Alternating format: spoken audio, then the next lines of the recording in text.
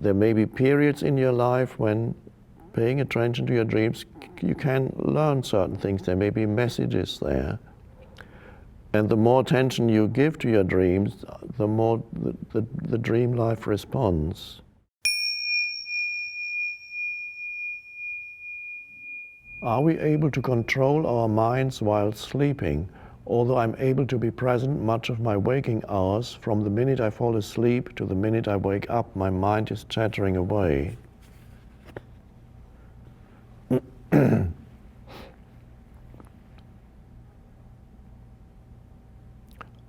I assume the questioner is talking about his or her dream life. From the minute I woke up to the minute I fall asleep, to the minute I wake up, my mind is chattering away. Well, it won't be chattering away during dreamless sleep. Every human, as you know, has periods of dreamless sleep, and there's no mind activity there, where the mind connects with the source. But you don't know that.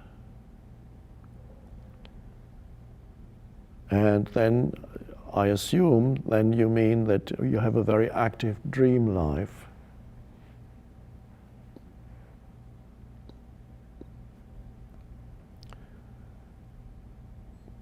There's not much you can do except go into sleep with as much presence as you can.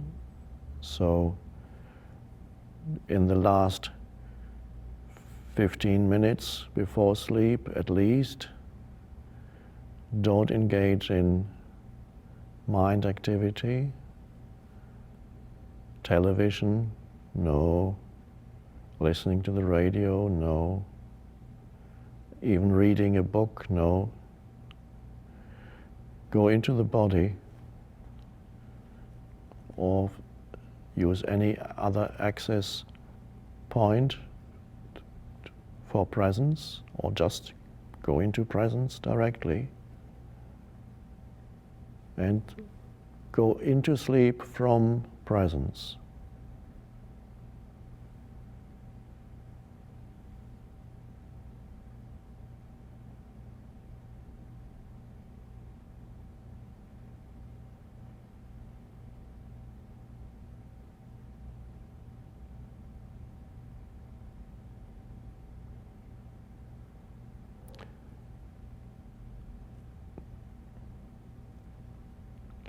Don't confuse, this may not be the case with you, but it could be the case with some people.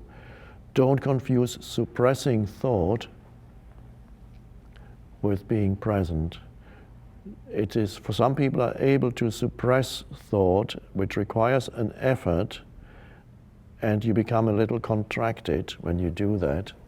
So in other words, some people can will themselves to stop thinking, but it's not real presence. You can't really will yourself into presence. It's not will, there's no contraction that goes with it, and it's not really, not even an effort.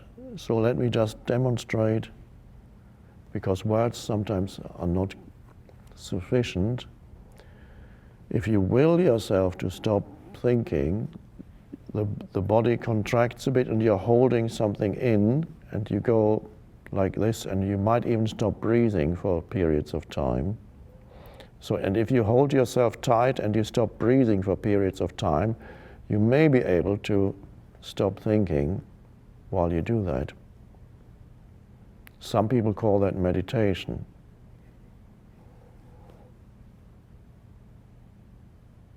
And some people have perfected it to such a degree that they can sit for 1 or 2 hours like that.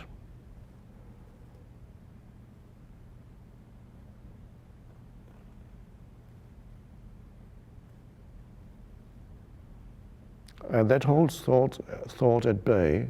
And then the moment you let go, come out of your meditation, the mind is more active than before, because you were holding the lid on a boiling kettle.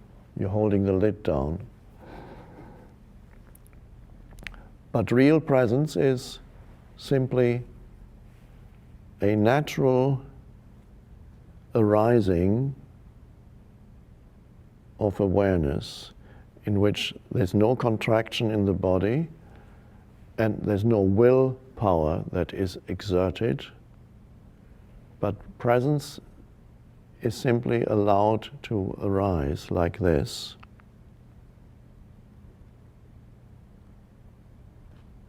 And that's a state of openness. In that state, thoughts tend to quickly dissolve. Very different from the state of closedness, the tight lid, to that. So make sure that presence is not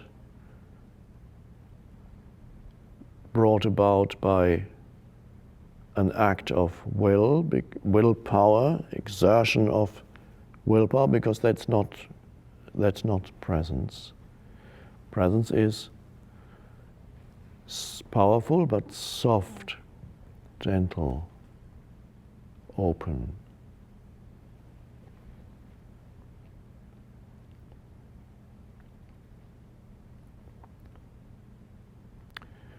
Some people have an active dream life, other people less so. Of course, everybody dreams more or less.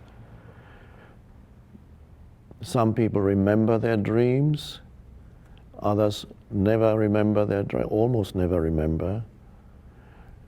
The more attention you give to your dreams after you wake up, the more you tend to dream. And there may be something said for sometimes, there may be a period in a person's life where paying attention to your dreams can be helpful, such as it's practiced in Jungian therapy and so on. There may be periods in your life when paying attention to your dreams, you can learn certain things. There may be messages there. And the more attention you give to your dreams, the more the dream life responds. But I believe that is a period in a person's life. And then you move on. And then dream life becomes of less importance, or maybe still occasionally you might get a very insightful dream.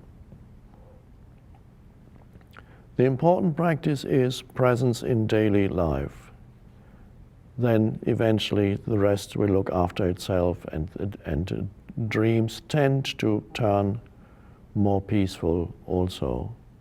And you might even lessen the amount of dreams that you have.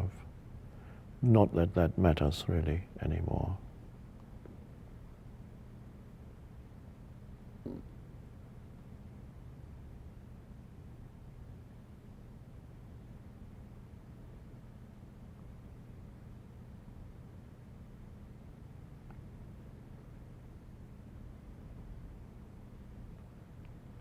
Dreams are less needed to give you important insights when you are present, because in presence, insights tend to come to you directly.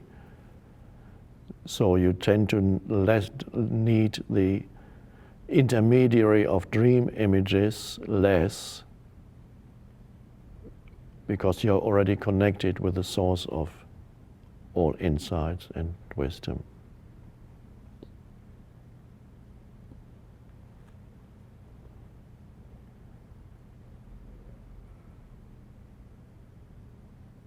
Funny thing is, if you go to a Jungian analyst, after a while you begin to have Jungian dreams. Isn't that strange?